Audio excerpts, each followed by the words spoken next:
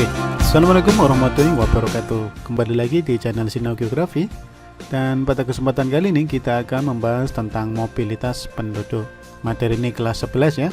Bagi kelas 10 dan kelas 12 tetap bisa menyimak materi ini sampai selesai untuk menambah informasi dan juga menambah pengetahuan. Dan bagi kalian yang baru pertama kali lihat video ini atau pertama kali lihat channel ini, saya ucapkan welcome, selamat datang, dan mudah-mudahan cara saya menyampaikan informasi dapat kalian terima dengan baik.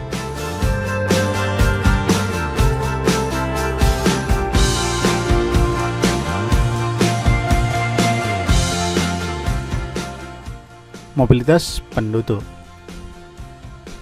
Secara definisi, mobilitas penduduk itu adalah perpindahan penduduk dari satu wilayah secara geografis ke wilayah lain dalam jangka waktu tertentu.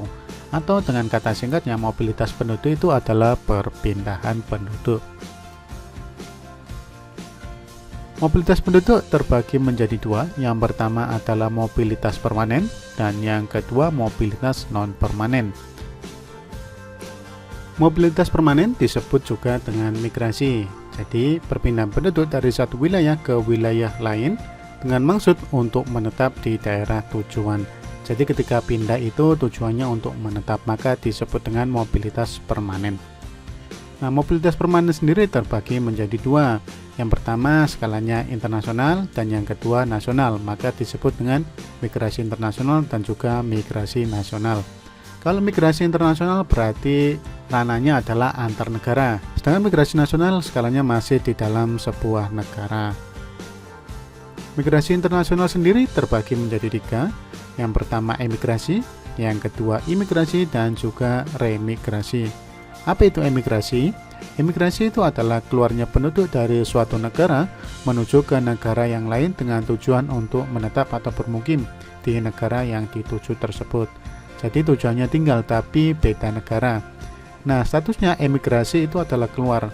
Contohnya ketika kalian misalkan orang Indonesia, kemudian kalian pergi meninggalkan Indonesia dan bertempat di negara lain yang tujuannya untuk menetap, maka kalian statusnya dianggap sebagai emigran, karena emigran itu adalah orang yang melakukan emigrasi.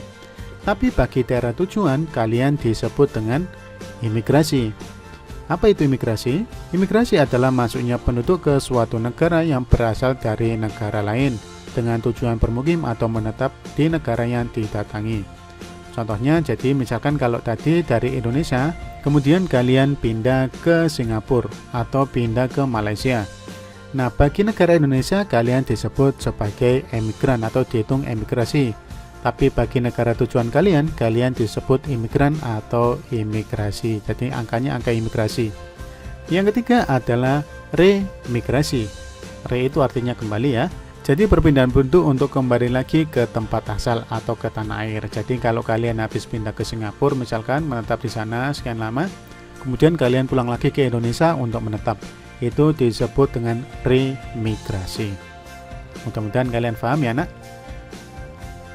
Selanjutnya ada migrasi nasional. Kalau tadi internasional skalanya luar negeri, kalau nasional skalanya dalam negeri.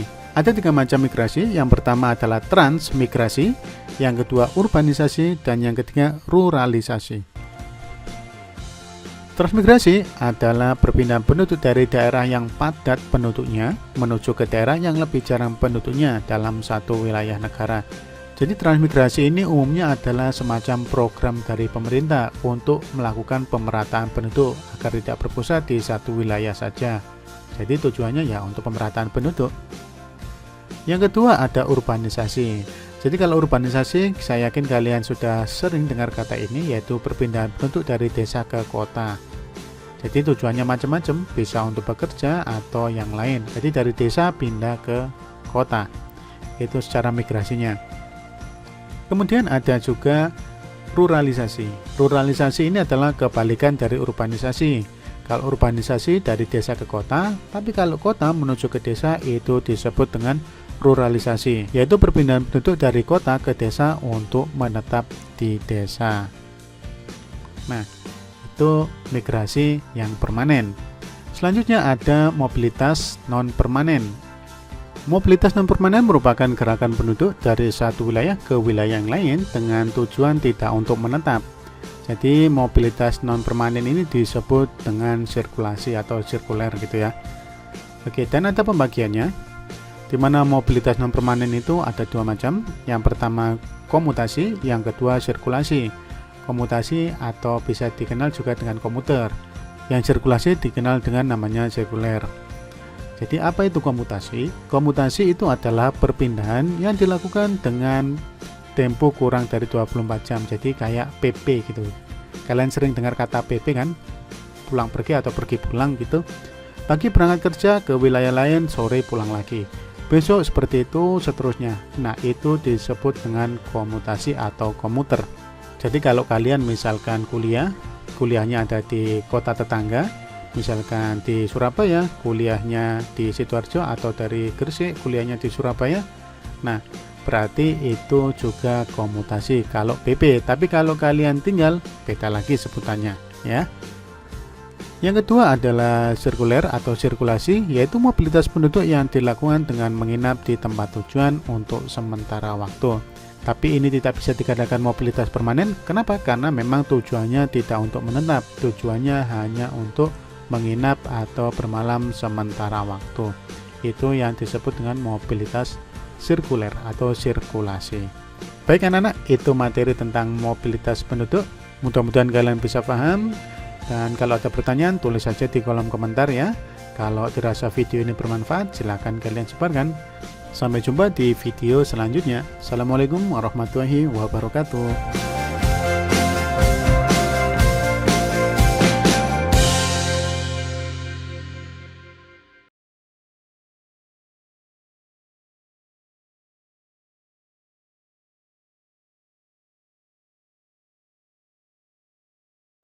Jangan lupa subscribe YouTube channel Metro TV News dan jangan lupa nyalakan notifikasinya.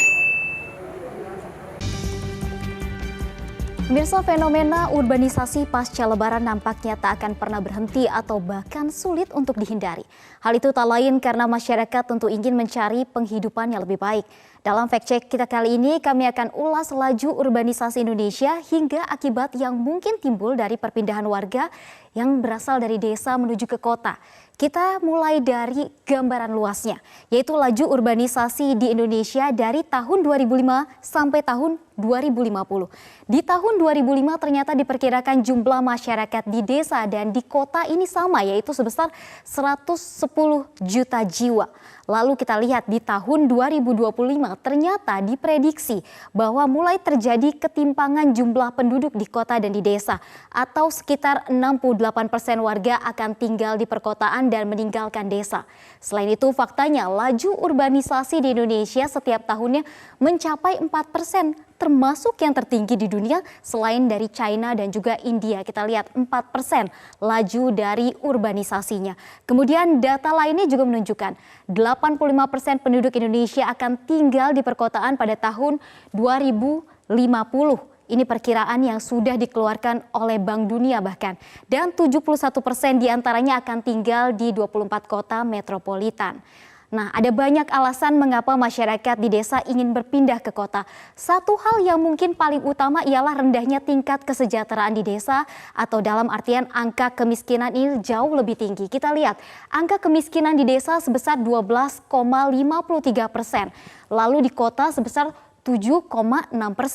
Tentu ini yang menjadi salah satu alasan warga ingin berpindah dari desa menuju ke kota. Kemudian ada persepsi kualitas hidup akan lebih baik jika tinggal di kota. Kemudian UMP ini jauh lebih tinggi tentunya, dan fasilitas kota jauh lebih lengkap, baik itu rumah sakit, fasilitas sekolah dan juga fasilitas lainnya. Kemudian pendidikan berkualitas bagi anak ini juga menjadi salah satu pertimbangannya. Kemudian peluang kerja yang dikatakan lebih besar. Tapi apakah benar? Nanti kita cek. Kemudian ada cerita sukses dari kerabat. Yang juga menarik untuk kita simak ialah wilayah maksud kami tujuan urbanisasi di Indonesia. Ternyata tak cuma Jakarta, sejumlah kota metropolitan bak medan magnet bagi warga. Jika kita klasifikasikan berdasarkan pulau, kita lihat memang Pulau Jawa menjadi opsi paling tinggi, diikuti Pulau Sumatera. Kita lihat secara gambaran luasnya dulu, yaitu Pulau Jawa maksud kami sebesar 35% menjadi tujuan urbanisasi. Kemudian ada Sumatera 32%, Ada juga Kalimantan sebesar 9%, Sulawesi sebanyak 11%, Bali dan juga Nusa Tenggara sebesar 4%, ada Maluku 4%, dan di Papua ini sebesar 2%. Tentu ibu kota provinsi yang terbesar misalnya di Pulau Jawa ada DKI Jakarta, kemudian Jawa Timur, Jawa Tengah menjadi tujuan utama, kemudian di Sumatera ada Sumatera Utara, Sumatera Barat, dan juga Sumatera Selatan yang menjadi tujuan utamanya. Nah, saya ambil satu contoh provinsi di Pulau Jawa yaitu di DKI Jakarta. Di tahun 2019 kita lihat jumlah orang yang akan tinggal atau ingin melakukan perpindahan dari desa menuju kota yaitu sebesar 169.778 orang. Ini sebelum pandemi. Lalu bagaimana data saat pandemi, yaitu sebesar 113.814 orang. Meski turun namun jumlahnya masih tetap besar. Dan di tengah merebaknya varian Delta saat itu, saat juga berakhirnya libur lebaran, yaitu sebesar 138.740 orang ini ingin berpindah dari desa menuju kota, khususnya di DKI Jakarta. Sedangkan di tahun 2022 diprediksi jumlah tersebut akan kembali meningkat, mengingat DKI Jakarta akan tidak lagi menerapkan operasi justisi pasca Idul Fitri tahun ini, sehingga arus kedatangan warga ini akan semakin tidak terbendung. Nah, kemudian kita lihat pemirsa, perlu digarisbawahi, meski tak bisa dihindari, arus urbanisasi juga punya masalah klasik. Jika tidak ditangani dengan serius akan membebani perkotaan. Di antaranya adalah pengangguran, di mana angka pengangguran di desa sebesar 4,1%, sedangkan di kota ini ternyata mencapai 2 kali lipat atau 8%. Sehingga jadi harus menjadi gambaran bagi warga desa yang ingin pindah ke kota bahwa untuk angka pengangguran ini justru lebih tinggi. Jadi jangan berpikir bahwa peluang pekerjaan memang lebih besar, namun angka penganggurannya ternyata lebih tinggi saat berada di kota. Kemudian bertambahnya kawasan kumuh yang juga menjadi permasalahan dari setiap kota-kota besar jika kedatangan warga tanpa skill khusus. Kemudian ada kemiskinan yang juga akan meningkat jika mereka tidak dapat bertahan hidup atau mengikuti perekonomian di kota. Yang terakhir adalah perumahan liar di perkotaan. Akan ada bangunan semi permanen yang dijadikan tempat tinggal bagi mereka. Ada banyak cara sebenarnya menekan laju urbanisasi meski pada kenyataannya tak selalu mudah direalisasikan atau setidaknya membutuhkan waktu yang panjang. Nah, seperti pemerintah pembangunan di desa, ini membangun desa wisata dapat menciptakan banyak lapangan kerja mulai dari sektor formal sampai informal, dan itu menjadi peluang atau daya jual bagi perkotaan. Nah, perpindahan penduduk antara wilayah di tanah air sejatinya memang hak setiap warga. Bahkan jika dikelola dengan baik, para pendatang dapat berkontribusi bagi kemajuan kota. Namun perlu diingat, keterampilan bagi warga yang ingin merantau ke kota juga perlu jadi perhatian utama agar arus urbanisasi bukan justru membebani. Untuk sementara saya kembalikan ke Marvin. Liva Nurdani, terima kasih untuk pemaparan Anda.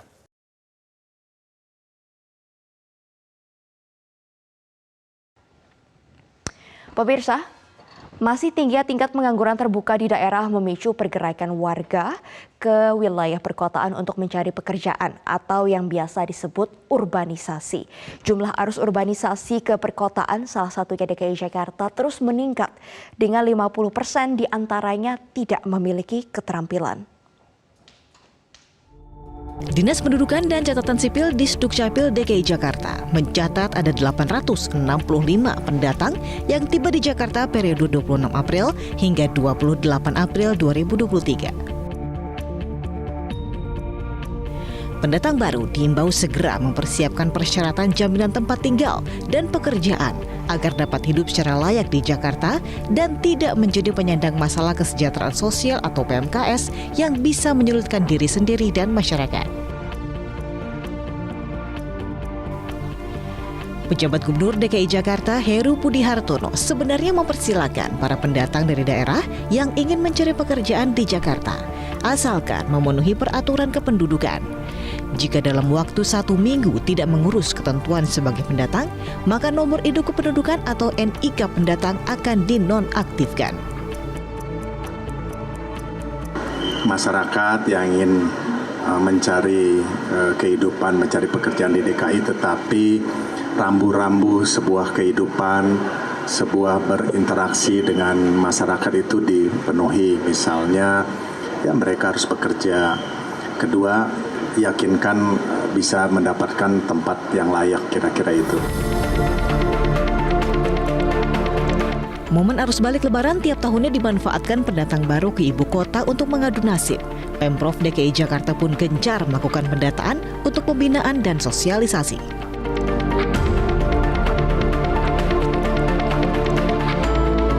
Nah, saat ini saya akan mengunjungi salah satu daerah yaitu di RT 7 RW 7 Kelurahan Kemanggisan, Jakarta Barat untuk mengetahui sebetulnya bagaimana sih aturan pelaporan bagi warga pendatang di sini.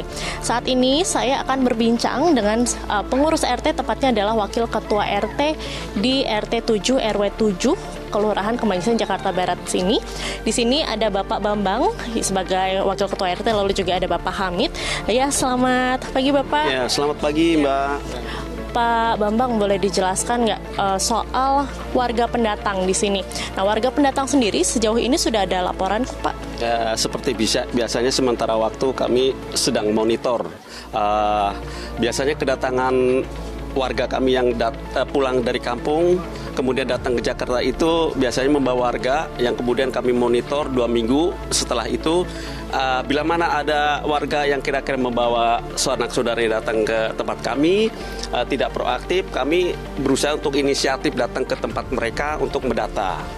Berarti mekanisme pelaporannya sendiri ini biasanya ada warga yang proaktif melapor, ada juga dari pengurus RT sendiri ini yang inisiatif untuk berkeliling, begitu ya Pak? Ya, seperti biasanya kami juga inisiatif untuk berkeliling, seperti karena warga-warga yang baru pada datang dari kampung ini yang ikut saudara-saudaranya, dan kami pun datang ke tempat masing-masing untuk mendata, begitu Mbak.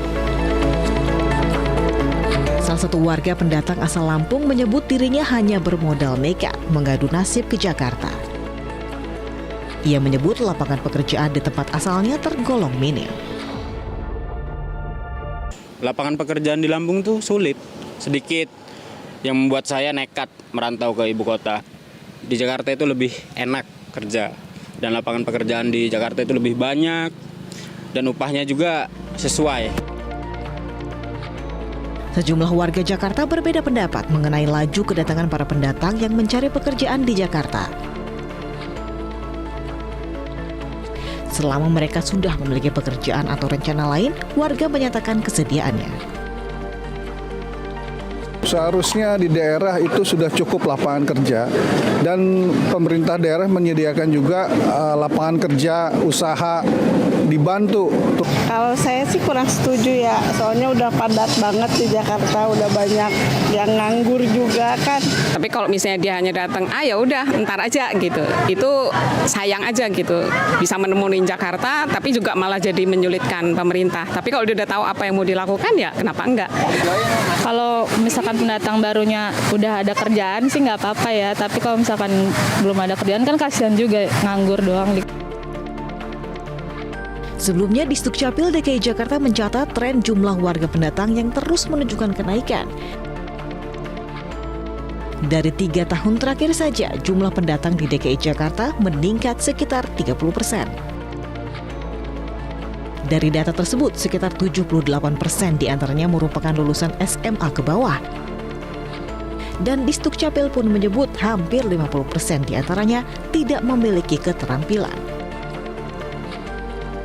Kita tentu tidak bisa melarang masyarakat yang juga ingin mengeruk cuan dari gemerlapnya perekonomian di kota-kota besar. Tetapi untuk bisa bertahan di tengah kerasnya persaingan dan kehidupan di kota, kemampuan diri pun harus dijadikan bekal. Tim Liputan Media Group Network.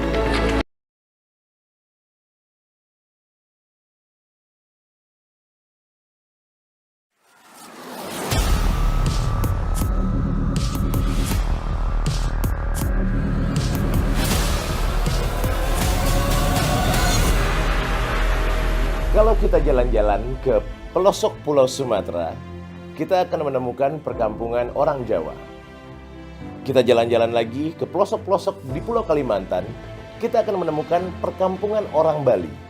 Bahkan di Sulawesi, kita dapat menemukan perkampungan dari orang Jawa dan juga orang Bali. Kenapa bisa begitu? Jawaban dari pertanyaan tersebut adalah transmigrasi.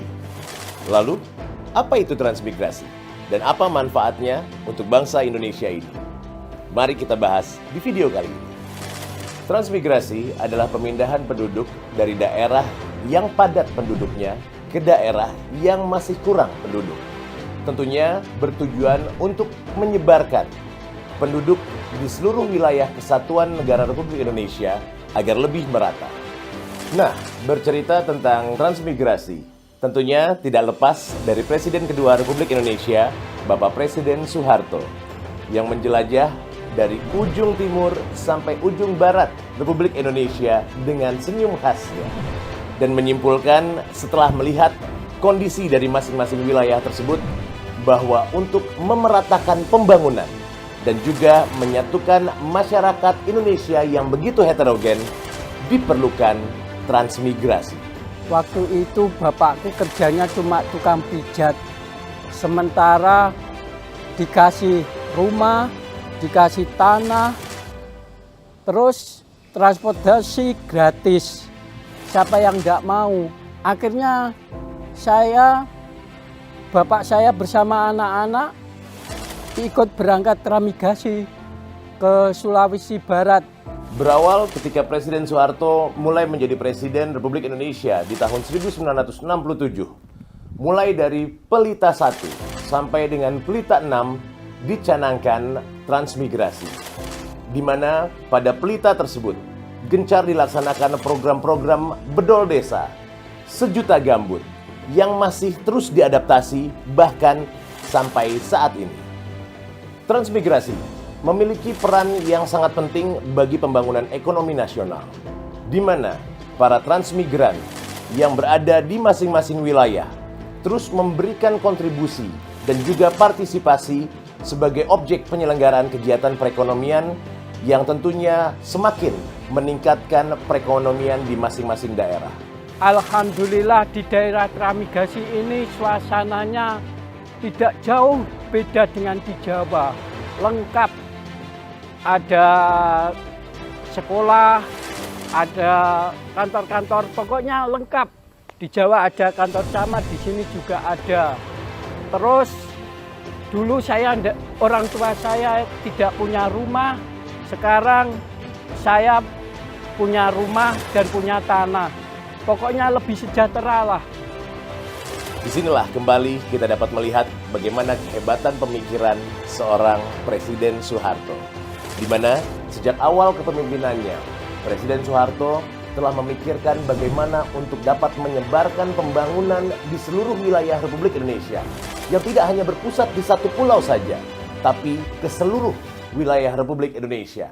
Dan juga Presiden Soeharto telah memikirkan bagaimana untuk dapat menyatukan seluruh masyarakat Indonesia yang begitu heterogen dengan satu program, transmigrasi. Alhamdulillah hampir setiap tahun kami pulang ke Jawa. Dan tetangga-tetangga lebih menghargai karena memandang kami sukses. Dan hasilnya, di masa kini, transmigrasi telah turut menyukseskan pemekaran desa, kecamatan, kabupaten, dan bahkan kota-kota baru. Namun, mungkin hanya sedikit yang tahu bahwa pemekaran desa, kecamatan, kabupaten, dan kota-kota baru tersebut adalah hasil perjuangan dari Pak Harto melalui transmigrasi. Boleh saja nama dan jasa beliau dilupakan, tapi peninggalan fisik wilayah-wilayah tersebut tidak mungkin dapat kita hilangkan. Alhamdulillah saya ucapkan terima kasih kepada semua yang merintis program transmigrasi karena bisa merubah nasib keluarga kami lebih baik. Transmigrasi menjadi gerakan untuk program pembangunan di seluruh wilayah Republik Indonesia. Karena itulah Presiden Soeharto mendapat gelar Bapak Pembangunan.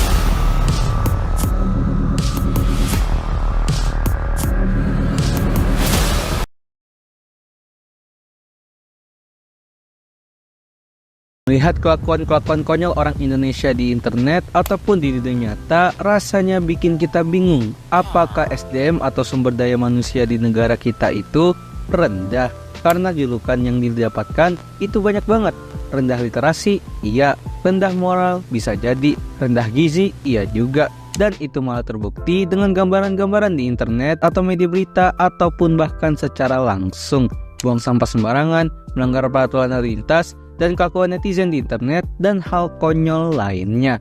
Jadi sebenarnya apa itu SDM dan apakah memang SDM kita serendah itu? Jadi selamat datang di segmen Belajar Aja.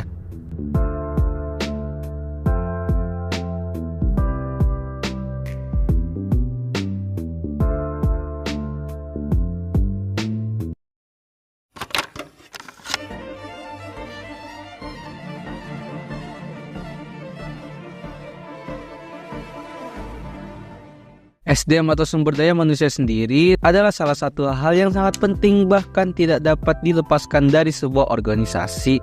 Organisasi di sini bisa didefinisikan atau diartikan dalam sebuah kumpulan yang bisa berajuk pada sebuah perusahaan, bahkan sampai negara. Yang pada intinya, SDM bisa diartikan sebagai kualitas manusia itu sendiri, bisa dihitung atau dinilai dari beberapa faktor. Pertama, yaitu pendidikan, di mana ini bisa berbentuk sebuah literasi, wawasan, IQ, EQ, SQ, skill, dan lain-lain. Kedua adalah kesehatan, di mana ini berhubungan dengan gizi, dari pola makan sehari-hari, yang memang semua gizi merajuk pada perkembangan pola pikir dan tubuh manusia. Dan terakhir adalah lingkungan sosial. Lalu masuk ke pertanyaan kenapa kualitas SDM itu penting. Simpelnya semua orang tahu kalau manusia atau orang dengan kualitas dan skill yang tinggi, tentu orang itu adalah orang yang sangat bisa diandalkan dan sangat hebat dalam menghadapi berbagai situasi, entah itu dalam permasalahan eksternal ataupun internal. Sehingga jikalau sebuah kelompok atau dalam di studi kasus ini adalah sebuah lingkungan dan negara memiliki banyak warga yang memiliki kualitas SDM yang tinggi, betapa tingginya moral, betapa sehat dan bersihnya lingkungan, dan betapa makmurnya sebuah kumpulan atau negara yang ditempati itu karena dipenuhi oleh orang-orang dengan pola pikir yang sangat berkualitas semua. Tapi tentu saja, itu semua hanyalah impian. Nyatanya mau seberapa berkualitas sebuah negara, warganya nggak bakal 100% berkualitas. Terus emang Indonesia itu separah apa? Kalau kita berpatok pada data yang dibuat pada tahun 2022, negara dengan IPM atau Indeks Pembangunan Manusia tertinggi pada tahun itu adalah negara Swiss. Sedangkan negara dengan IPM yang terendah adalah Sudan Selatan. Kalau Indonesia, menurut data tersebut adalah peringkat 114 alias tengah-tengah. Sedangkan kalau menurut data dari WTR atau World Talent Ranking tahun 2023, Indonesia memiliki kualitas SDM di peringkat 47 dari 64 negara lainnya. Kalau yang ini agak menengah ke bawah. Tapi selain data, mari kita lihat faktanya. Kalau kalian melihat-lihat di internet ataupun secara langsung, undang gak heran banget kalau warga Indonesia ini kadang-kadang agak lain. Mulai dari hal sekecil membuang sampah pada tempatnya saja, warga sini kelihatan banget masih kurang melek. Atau misalnya pada peraturan lalu lintas saja, masih pada rada-rada semua. Naik kendaraan tanpa helm, menyerobot-menyerobot dan selap-selip sehingga jalanan jadi nggak tertib, dan juga menggunakan fasilitas prioritas tanpa adanya kepentingan seperti menggunakan lampu strobo pada kendaraan pribadi, menggunakan tempat duduk dan tempat khusus penyandang disabilitas padahal diri sendirinya tidak, dan masih banyak hal lainnya. Dan memang itu baru di dunia nyata. Di dunia internet kadang lebih parah lagi. Konten-konten dan tren bodoh, gak guna dan bahkan berbahaya malah viral dengan mudahnya dan malah diikuti atau ditiru. Dan ironisnya malah kebalikan. Konten-konten seperti itu terkadang malah terus dikasih panggung, sedangkan konten-konten yang harusnya bermanfaat seperti edukasi atau tutorial apapun itu malah dihujat.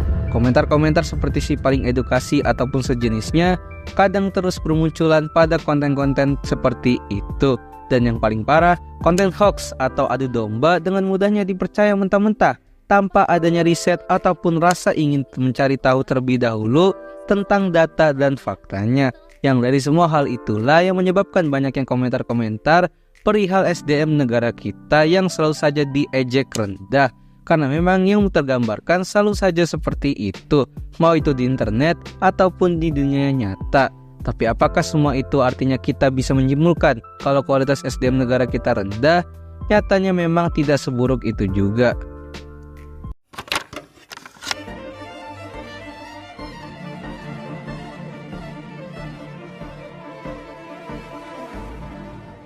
Netizen sudah mencap Indonesia sebagai negara dengan SDM rendah karena tingkah laku konyol warganya sendiri. Tapi walaupun terlihatnya begitu, sedihnya memang benar kalau SDM kita masih terbilang cukup rendah. Untuk pendidikan, terbukti dari IQ rata-rata warga negara kita yang tidak setinggi negara-negara lain. Dan memang faktanya, hanya 6,52% orang Indonesia yang merasakan yang namanya bangku kuliah. Untuk dari segi gizi, terbukti juga dari tinggi rata-rata orang Indonesia yang memang tergolong sangat pendek ketimbang negara lain. Problem stunting yang sangat banyak dialami oleh banyak warga, dan untuk di lingkungan sosial, ya sebenarnya berpengaruh dari kedua faktor tadi. Nyatanya masih banyak orang yang memiliki mental kepiting yang mana merupakan sifat nggak suka lihat orang lain sukses dan ingin menjatuhkannya. Masih banyak sikap-sikap orang Indonesia yang acuh tak acuh dengan lingkungan sekitar sehingga berpengaruh ke orang lain. Dan masih banyak aja sikap-sikap yang tidak etis terhadap sesama. Dan memang nyatanya SDM atau sumber daya manusia inilah yang memang sedang diperbaiki oleh pemerintah melalui program-programnya. Karena memang seperti yang gue bilang di chapter sebelumnya, ini merupakan hal yang sangat penting bagi sebuah negara. Dan kalau kalian bertanya apa yang menyebabkan SDM itu rendah, adalah kurangnya dorongan support dari faktor-faktor kualitas manusia itu sendiri. Seperti pendidikan yang memang nyatanya masih belum merata. Ada sekolah yang ngajarnya itu bagus banget sehingga isinya orang pinter-pinter semua. Tapi di sisi lain ada juga sekolah yang memang kualitas ngajarnya itu pas-pasan atau bahkan jelek sehingga malah tidak menghasilkan apa-apa. Udah gitu masih banyak aja oknum-oknum pengajar yang masih hanya menyementingkan dirinya sendiri dan jabatan ketimbang murid-murid dan mahasiswa-siswinya. Dan itu memang bisa merupakan faktor rendahnya gaji seorang tenaga pengajar juga. Lalu faktor-faktor seperti gizi dan kesehatan yang nyatanya warga-warga kita masih kebanyakan memakan produk yang mengandung pengawet atau makanan kemasan ketimbang makanan-makanan yang dimasak sendiri atau makanan-makanan yang memiliki gizi yang cukup tinggi. Selain itu juga kualitas fasilitas kesehatan yang memang bisa dibilang cukup mahal. Kalaupun murah, pasti layanannya benar-benar kurang. Gak jarang banyak kasus orang-orang yang sedang sakit tidak dirawat atau dikonsultasi dengan baik karena berbagai faktor, entah karena sang pasien menggunakan BPJS ataupun emang oknum tenaga kesehatannya yang agak lain. Sehingga karena fasilitas kesehatan yang tidak merata juga, inilah yang menyebabkan poin kesehatan warga kita cukup rendah juga. Yang pada intinya semua faktor tadi hanya bisa diperbaiki oleh dua belah pihak, yakni pemerintah atau pemimpin negara dan juga warganya. Kita nggak bisa menyalahkan pemerintah sepenuhnya, karena kalaupun pemerintahannya baik, kalau warganya tetap aneh-aneh ya sama aja. Tapi sebaliknya, jika warganya sudah baik tapi pemimpinnya tidak baik, ya jadi bobrok juga. Sehingga SDM memang merupakan sebuah faktor yang penting, yang kalau SDM bermasalah itu bisa berbahaya bagi sebuah negara dan memang harus bisa diperbaiki oleh kedua belah pihak. Yang sayang-sayangnya di kedua belah pihak di sini kadang masih ada yang denial aja. Tapi meskipun begitu, nggak bisa dipungkiri juga kalau masih banyak juga warga-warga kita yang memang memiliki SDM yang cukup tinggi. Terbukti dari banyaknya orang-orang baik yang syukur yang masih terus ada aja di sini. Ditambah kalau di internet masih banyak juga konten-konten positif yang bermanfaat seperti edukasi dan hal lainnya yang memang semuanya memiliki value masing-masing. Oleh karena itu, tolong hargailah orang-orang yang sudah berusaha berbuat baik atau membagikan hal-hal yang bermanfaat di negara kita. Jangan dikit-dikit direndahkan, dihujat, atau bahkan dijatuhkan. Karena andaikan orang-orang yang sudah berusaha untuk berkualitas ini pada akhirnya dikucilkan di sini, yang ada dia bisa aja malah jadi tidak berkualitas lagi, atau yang mentok-mentok bakal pindah lingkungan atau dalam konteks ini negara yang memang bisa lebih menghargai niat baiknya. Yang ujung-ujungnya negara kita lagi yang kekurangan orang berkualitas tinggi. Jadi apa pandangan kalian terhadap masalah SDM di negara kita ini? Silahkan kasih pendapat kalian dengan sehat di kolom komen. Terima kasih telah menonton video ini. Gimana? Apakah kalian setuju kalau SDM Indonesia itu rendah atau masih pas-pasan aja? Silahkan komen aja.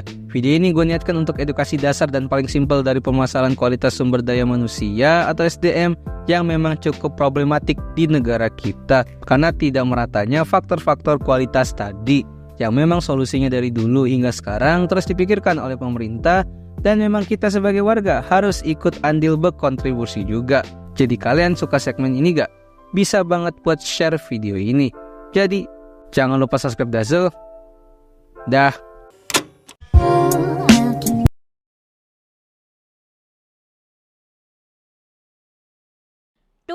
2 tahun lagi bakal ada yang menarik nih di Indonesia.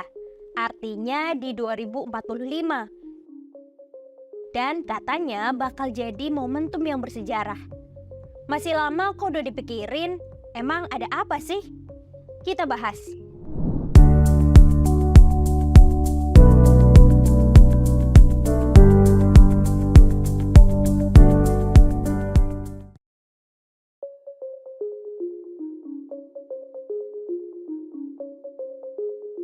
Betul emang 2045 itu masih ya seperempat abad lagi. Tapi di saat itu Indonesia itu ternyata umurnya udah 100 tahun atau 1 abad. Cita-citanya di masa itu Indonesia udah jadi negara yang maju, modern, dan bersaing dengan negara adidaya di dunia. Apakah kedengarannya lucu punya cita-cita kayak gitu? Jangan pesimis dulu, ini tuh nggak cuma asal cita-cita, tapi ya ada usahanya. Inilah salah satu alasan munculnya ide, gagasan, ataupun wacana terkait Indonesia Emas 2045. Di umur 100 tahun pada 2045 itu tuh artinya Indonesia lagi ngalamin usia emas. Nah, emas ini bukan artinya perhiasan ya, tapi lebih kepada generasi yang punya peran penting buat negara. Kenapa disebut generasi emas? Gimana dengan generasi lainnya? Sebenarnya nggak cuma generasi itu aja sih, setiap zaman juga kan ngelahirin generasi emasnya. Kayak misalnya sejarah ngecatet ada generasi 1945. Ini merupakan generasi emas yang ngedorong proklamasi kemerdekaan Indonesia. Lalu ada generasi 1965, merupakan generasi yang menggeser Orde Lama. Kemudian ada generasi 1998, merupakan generasi yang ngebuka era reformasi. Yang pasti tiap generasi itu mengharapkan adanya perbaikan untuk generasi berikutnya kan? Ya sama kayak di era sekarang. Kita berharap generasi di 2045 nanti juga bawa perubahan yang baik buat Indonesia. Nggak cuma sekarang aja. Lagian kalau kita ngomongin sejarah ya, penetapan Indonesia Emas itu nggak cuma era sekarang aja. Udah dari 1996 yang lalu.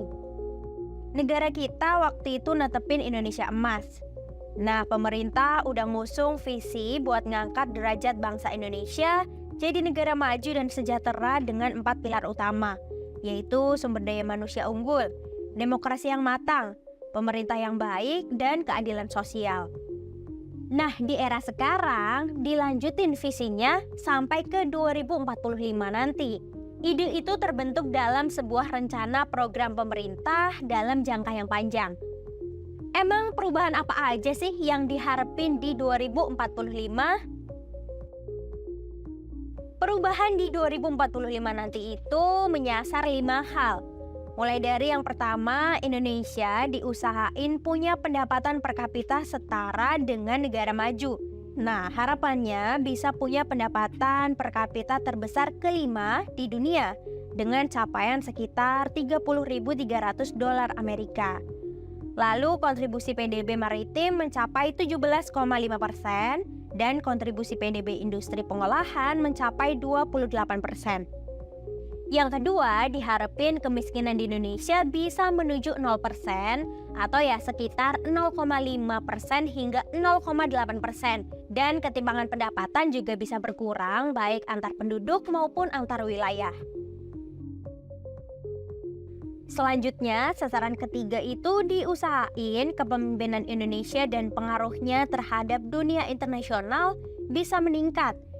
Yang bisa dilihat dari penguatan diplomasi, budaya, organisasi, hingga Global Power Index yang masuk urutan 15 besar dunia.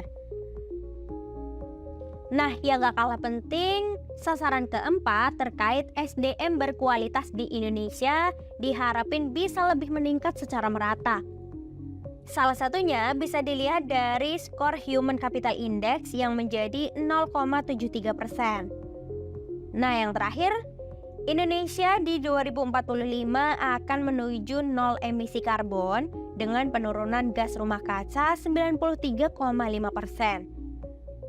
Terkait hal itu, Presiden Joko Widodo juga bilang kalau kita harus benar-benar manfaatin peluang biar cita-citanya ya tercapai. Apa peluang itu?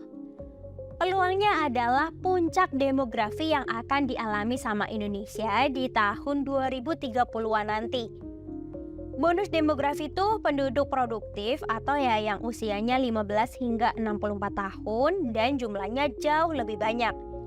Angkanya mencapai 68,3% dari total populasi yang sebanyak 297 juta jiwa. Jadi ibaratnya kalau jumlah penduduk produktif atau ya yang bisa bekerja itu lebih banyak, maka perubahan menuju Indonesia maju itu bisa dicapai bareng-bareng. Emang seberapa efektif sih bonus demografi bisa bawa negara kita jadi negara maju? Ya kita contoh aja beberapa negara maju di luar sana, misalnya kayak Korea Selatan. Di tahun 1950-an hingga 1960-an, waktu itu Korea Selatan statusnya jadi negara termiskin di dunia akibat Perang Korea. Namun mereka akhirnya mampu manfaatin bonus demografi buat bangkit dari keterpurukan.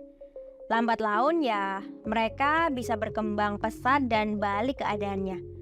Gak cuma Korea, Tiongkok juga iya. Keberhasilan itu dicapai karena bangsa Tiongkok ngeberdayain SDM dengan bikin industri rumahan. Sejalan dengan itu, Tiongkok juga mulai ngelakuin investasi besar-besaran di bidang pendidikan sejak tahun 1990-an. Makanya peluang yang hanya terjadi satu kali dalam setiap peradaban di suatu negara itu harus dimanfaatin betul-betul. Kalau enggak malah jadi bencana. Bisa jadi bencana kalau jumlah penduduk produktif yang banyak itu enggak disertai dengan peningkatan kualitas. Yang ada malah jadi nambah angka pengangguran kan? Makanya diharapin 2045 nanti enggak ada lagi nih orang kebingungan nyari kerjaan. Tapi malah banyak yang ngebuka lowongan pekerjaan.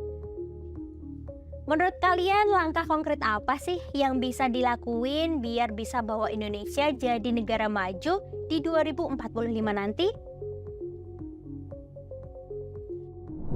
Yuk bareng Indonesia Baik, bikin Indonesia jadi lebih baik.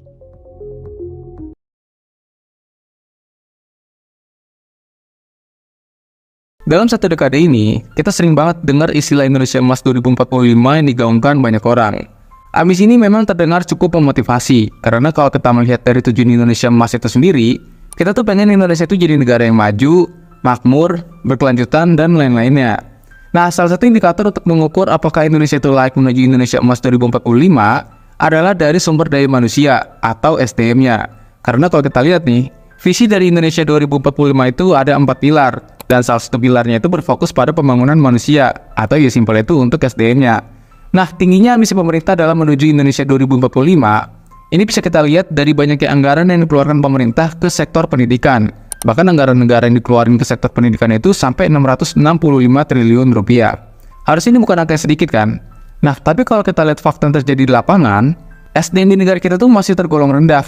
Dan gue rasa ini cukup miris, karena kita udah keluar uang banyak buat pembangunan manusia, tapi SDM kita tuh masih tergolong rendah. Masalah SDM ini nggak bisa kita anggap remeh ya, karena dampaknya itu benar-benar bisa kita rasain. Mulai dari banyak masyarakat yang gampang kepancing emosi, malas baca, remehin pendidikan, dan masih banyak lagi dampaknya yang mungkin lu udah sering banget lihat di sosial media. Nah, fenomena dari rendahnya SDM di negara kita tuh membuat gue penasaran alasan kenapa SDM di negara kita tuh bisa dibilang cukup parah. Karena gue rasa ini bertentangan nih sama ambisi negara kita untuk jadi generasi emas di tahun 2045. Sebenarnya gue sangat yakin kalau Indonesia itu bisa mencapai generasi emas itu di tahun 2045. Karena seperti kita tahu kalau Indonesia itu sebenarnya negara yang kaya. Dan kita tuh gak bergantung loh sama satu komoditas. Karena sumber daya alam kita itu kaya banget. Nah, tapi menurut gue, problem utamanya itu ya sumber daya manusianya ini masih kurang. Dan yang mirisnya sih rata-rata IQ di negara kita aja masih di angka 78-an. Nah, karena dari rasa penasaran ini, gue pun pengen bahas lebih lanjut alasan dibalik rendahnya SDM di negara kita. Dan sebenarnya apa sih yang salah?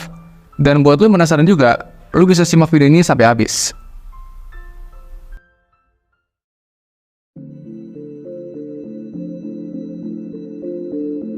Kalau kita lihat penelitian dari Program for International Student Assessment atau disingkat dengan PISA, pendidikan di Indonesia itu tertinggal selama 128 tahun.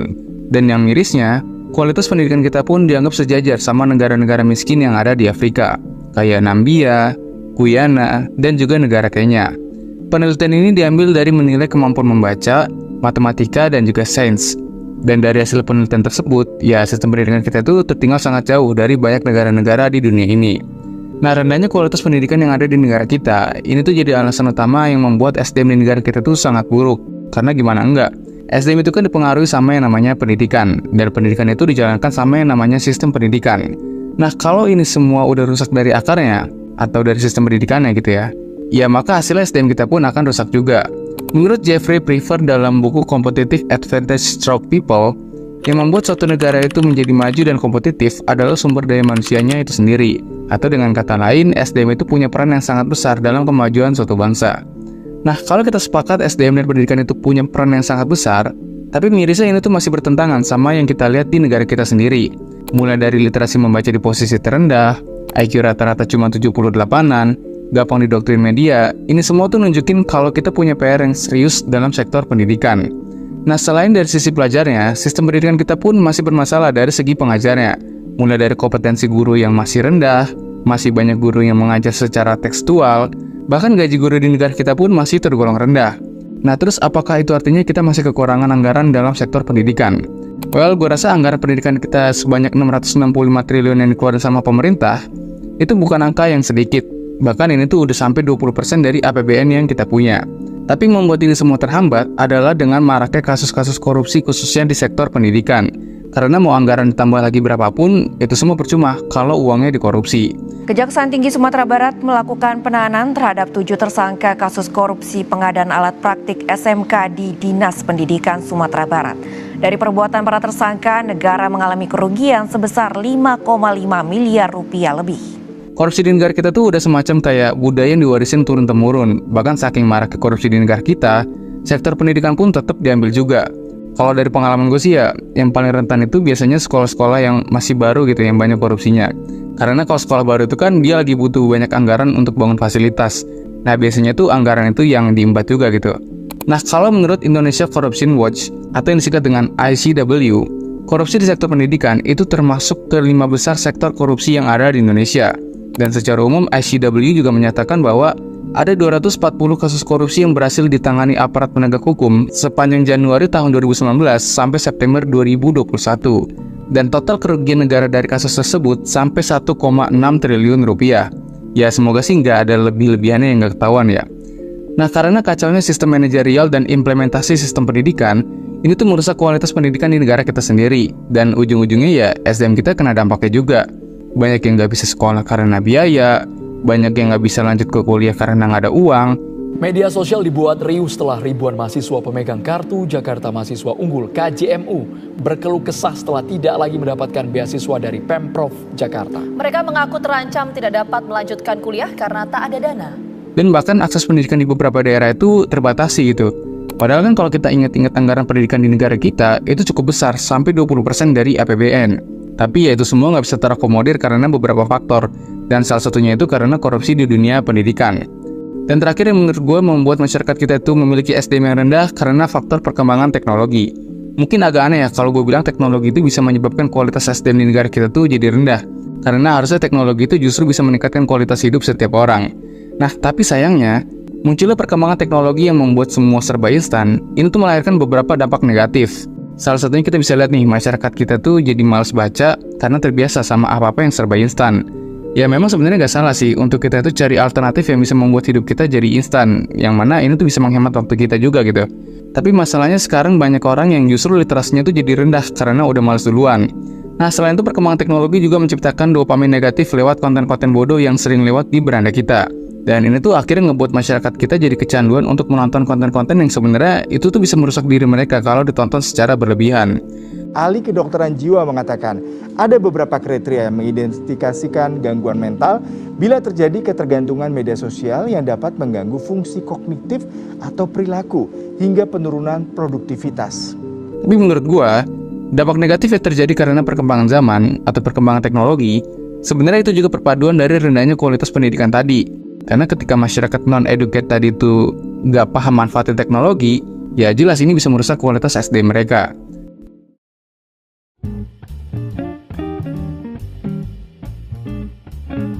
Jadi sebenarnya menurut gue sih alasan SDM di negara kita itu rendah, faktor utamanya tentu masalah pendidikan. Karena apapun itu, pendidikan punya peran yang sangat besar dalam pembangunan manusia. Nah, ditambah dengan perkembangan teknologi yang sangat luas penggunaannya, ini bisa memperparah kualitas SDM mereka sendiri gitu.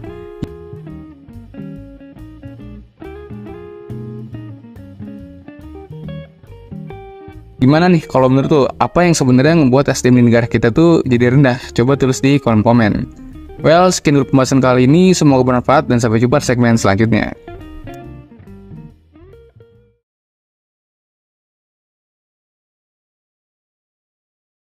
Halo semuanya, kembali lagi Total Tips Total Quality Indonesia, dan kali ini bersama saya Kevin, kita akan membahas bagaimana cara mengelola SDM yang efektif.